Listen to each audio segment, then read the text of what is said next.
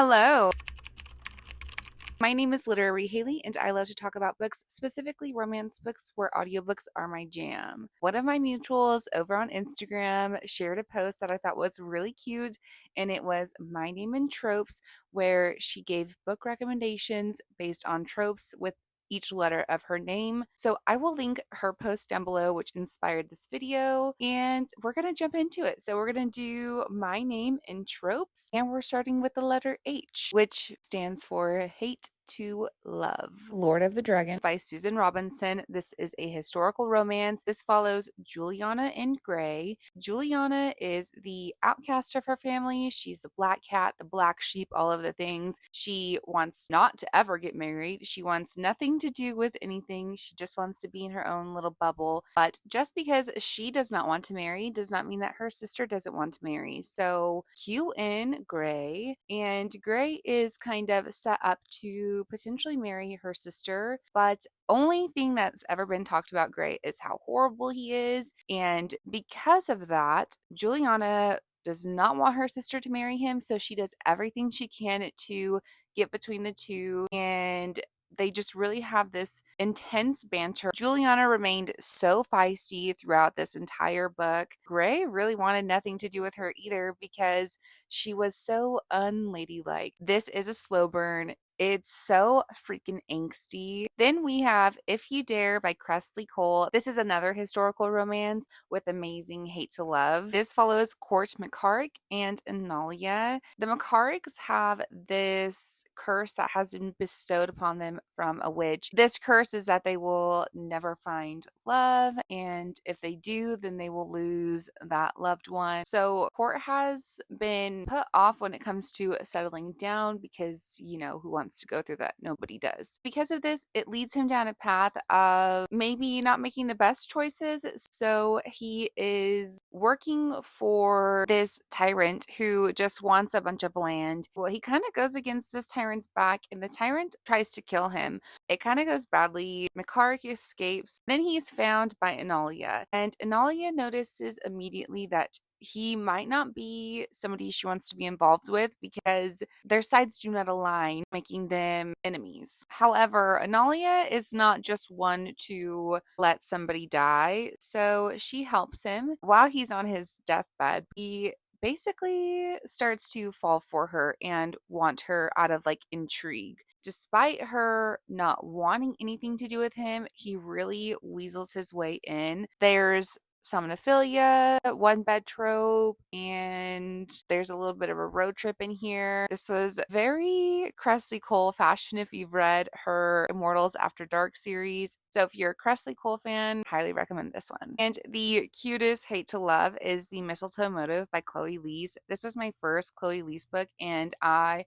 was obsessed. This is a Christmas romance, and even though it was not near Christmas time, my library loan had ended, and yeah, I said, you know what? Let me just try it out. And I'm so glad that I did. This was so freaking cute. This follows Gabby and Jonathan. Gabby and Jonathan both work at a local mom and pop bookstore that is not doing too well. So Gabby was actually at the bookstore first, and then the owners hired Jonathan on to kind of help boost the sales. And because of that, Gabby has always felt that her job was potentially threatened. So she does not like Jonathan. And Jonathan does not like her because he is attracted to her. But the bookstore continues to have a downward spiral of sales, given that a different bookstore opened up. I believe is like a corporation kind of bookstore.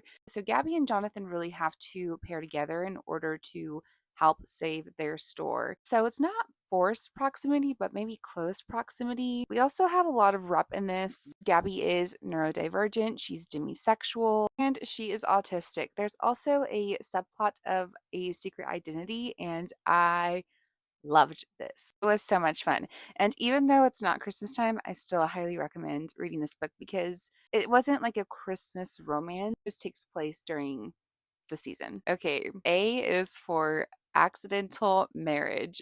This is such a fun trope to read, and they usually take place after like a night of heavily drinking and accidentally getting married, and I love it so much. My favorite book with this is Tangled Vows by Anna Stone. This follows Ruby and Yvonne. Ruby is an escort in Vegas, and Yvonne happens to be there. The two spend a night of heavily drinking and just having fun, and then they wake up with rings on their hands. But the two decide to stick through with their marriage because Yvonne actually has an ultimatum. She is to be married if she wants to gain her inheritance. So this is accidental marriage turned into a marriage of convenience. This convenience is set to end at the 1 year mark. And then Yvonne can gain her inheritance and the two can part ways. And they won't fall in love, right? Also, really spicy because Yvonne is a femdom and she's not afraid to take charge. Let's just say that there is some straps in here and it is beautiful. Another accidentally married in Vegas is The Dark King by Gianna L. Maxwell. So it's like fantasy. We have Bryn and Caden. Caden is the king of Vegas, basically. He's got this casino. And it's really hard to get into, but Bryn actually gets an invite, so she decides to just go. She's been feeling like really down lately. She just needs kind of like a pick me up. When she gets there, she immediately catches eyes with Caden, and the two have this instant spark, this instant connection. They spend the night together, drinking and having a good time. Well, they end up waking up married to each other. None of them remember the night before, and Caden is really concerned about this because he's Fae and he can't get drunk like that. He doesn't understand why he doesn't remember. So this instantly puts up some red flags for Caden, especially because his family has a curse that if they marry their mate, it actually weakens them. Their mate has the potential to weaken them, especially if their mate gets too far from them, they will literally die. Well, lo and behold, she's kind of his mate. She goes to leave, and that's when they figure out that, oh shit, they are in trouble. Brent's human, so he's also confused as to how this can be even possible because how how can she be his mate when she is human? Some other reviewers have said this is very much like 50 Shades of Grey meets Neon Gods, and I highly agree with that statement. The last book that I want to recommend for the accidental marriage trope is High Risk Rookie by Adette Stone. This is actually book 4 in the Vancouver Wolves hockey series. So just like any other standalone series, I do recommend reading them in order. You don't have to, but you might get spoiled for some past relationships and that sort of thing. This follows the romance between Levi and Krista. Krista is an agent and she decides to sign on with Levi, who is it's a very risky move, hence the name of the book. He's also younger than she is. The two really get over their heads and end up married. And they try to get it annulled. However, because he is in the spotlight and well, they find out that they eloped. Basically, the two really try to brush it under the rug because it's forbidden, right? Marrying your client like that, you probably shouldn't be doing that. We've also got a lot happening with Krista's life because her ex is really toxic and just vile and nasty. Levi and Krista have a lot in common in the fact that they really won't let anything get in their way. They're going to succeed in whatever they set their mind to. Why was a tricky one to come up for, and I really couldn't come up with anything besides young adult, and that's not a trope, that's a subgenre. So this is what we might pass when it comes to this. This first rec, Belladonna by Adeline Grace, is the perfect read for spooky season. It's very gothic, a very Clue like feel to it. At least that's how I felt while reading this. So we have Signifaro, who is trying to put pieces together on like mysterious deaths that happen. And when death occurs, death makes an appearance, and she's the only one who can see him and hear him. It's really plagued her, trying to get to the bottom of who he is and why he's showing up. And because he shows up when death occurs, she really develops this hate for him and does not want to see him because that means that somebody she cares about is going to die. Powerless by Lauren Roberts is book 1. It's actually a debut novel. If you are a fan of Hunger Games, you are going to like this. A lot of people don't like it because it is so close to Hunger Game vibes. I'm not a very high fantasy reader anyway, so I really loved this one. It's not too challenging to understand, has a really good flow, it's very fast paced, and you get the same elements of like literally fighting for your life, solely based off the entertainment and enjoyment of the rich. And in this world, you have the powerful who have powers, literally, and they are terrified of those who don't have any powers. So the kingdom has unalived all of those who are powerless, except for they miss one. She ends up catching the eye of, I'm pretty sure he's the prince. She ends up getting entered into this fight to her death where they use their powers against each other in order to survive. She doesn't have any powers, so she has to use her brain skills to really like manipulate the scenery, do her best to win. It's crazy. The last book is Cinderella is Dead by Kaylin Bayron, and I love retelling so much. I love Cinderella. In this world, everything is heavily controlled under the king, and 16-year-old Sophia believes that there is so much beyond like the castle walls. The king is also a very big dictator when it comes to women and girls specifically, and also those who are gay, which Sophia is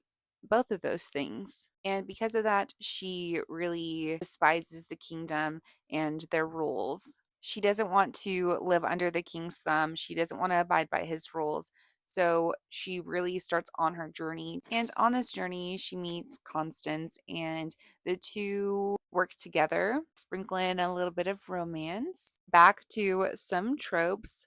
We have the letter L for lessons in steam, lessons in spice, lessons in sin. Basically, steamy lessons, sex lessons, if you will. A Thorn in the Saddle by Rebecca Weatherspoon is book 3 in the Cowboys of California series. It is a standalone, but again, like most standalones, I recommend reading them in order. This is another retelling. Like I said, I love retellings.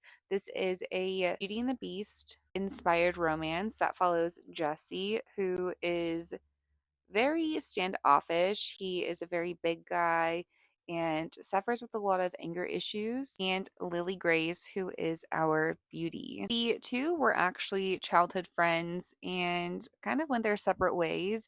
But what brings them back is actually kind of funny. So, like I said, Jesse has a bit of a temper and he goes to visit his grandma's house, and at his grandma's house he catches her and some man loving up on each other and just kind of like sees red and tries to attack him. The guy that he actually attacks is Lily Grace's father, and Lily Grace is not going to let Jesse get away with that. So she storms into his office, his workplace, and goes to put him in his place. And she does. But when she does this, she kind of notices that Jesse needs a little bit of a positive push. So she enlists her help, and the two start to work together. Jesse starts to overcome his temper and get down to the root of the issue. This is also kind of like second chance ish, childhood friends to lose their way to lovers. That is one of my favorite tropes to read. The Kiss Quotient by Helen Huang. I read this book over 2 years ago and I still think about it to this day. This follows Stella and Michael, and Stella she's a STEM girly. I think you would call her a STEM girly. She's really good at math, but she's 33 now. She's never found a love and she's curious. So she hires a male escort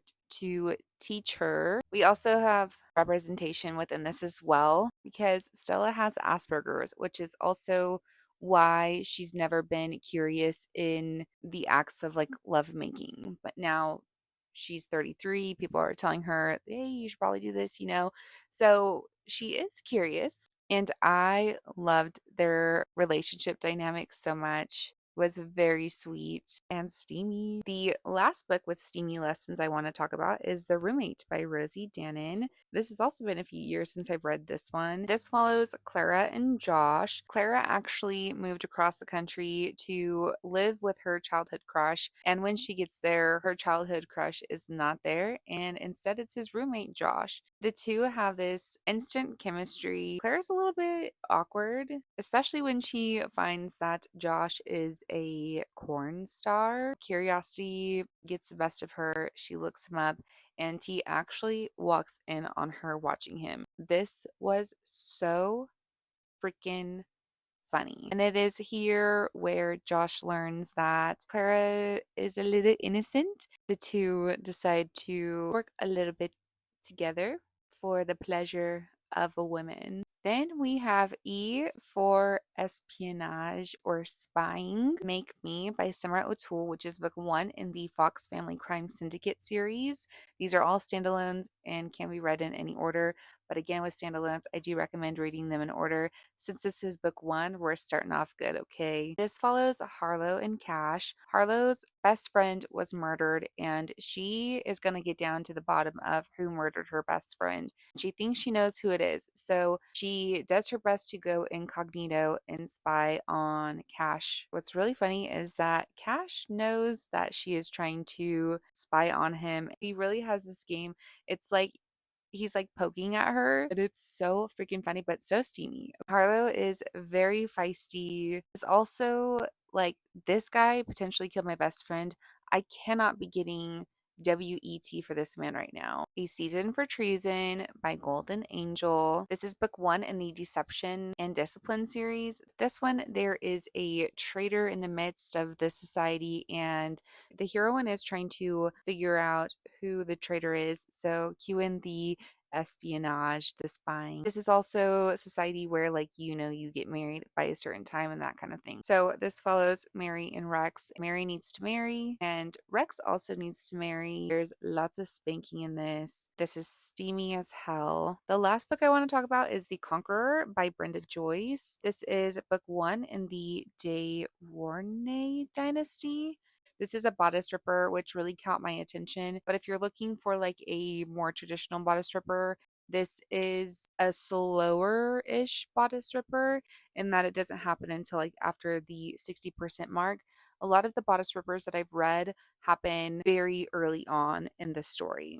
With this one, we have Rolf, who is a leader fighter working for William the Conqueror, and if he defeats this land, then he gets it. And one of the lands he's defeating, he comes across this woman, is immediately drawn to her and wants her. This woman says she is Alice, and he's like, perfect. I'm supposed to marry a woman named Alice. I wonder if you are the Lady Alice I'm supposed to marry. Well, it kind of turns out that she is not Lady Alice. She is actually Serday. Serday and Alice are siblings. However, Alice was born of nobility and Serday is a bastard child. But Rolf is definitely more drawn to Serday than he is to Alice. Does his best to try to stick to William's plan of marrying Lady Alice. Serday is very against Rolf. They have opposite agendas, and Rolf suspects her spying early on, and in order to protect her from being hung for spying, he sets her in an arranged marriage to his right hand man. But push comes to shove, he obviously can't go through with that because he wants her for himself, but then he's also got to deal with William the Conqueror and how he's going to get out of his marriage to Alice. And it's a mess. There's a lot happening, and this is very intriguing and will keep you actively engaged throughout.